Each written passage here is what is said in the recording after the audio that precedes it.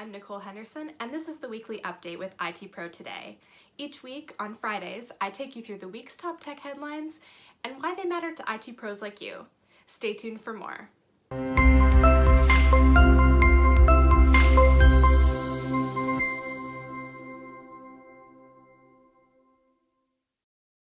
So by far, the top trending news of this week was the new Samsung Galaxy devices that were introduced in a press event on Wednesday in San Francisco and London.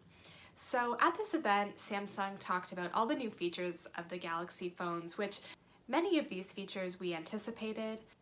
There's a 3D camera, there's of course some new security features, but the phone that seemed to get the most attention was the foldable phone.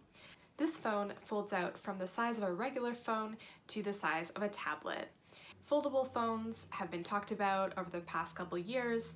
This is really the first foldable phone that's made it this far. Market penetration with this phone is going to be a challenge with the price tag.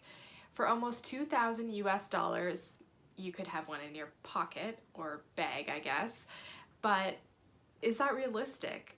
Are consumers going to spend that much?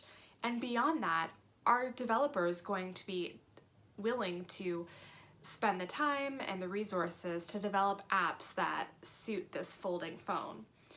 So definitely let me know down below if you're considering buying this phone.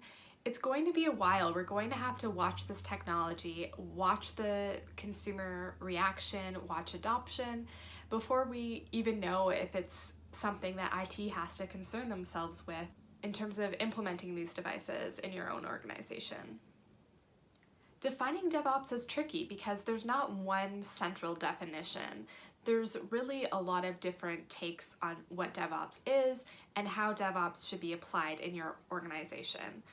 If you're starting out, if you want to do some reading, I will link that article below and let me know, are you exploring DevOps?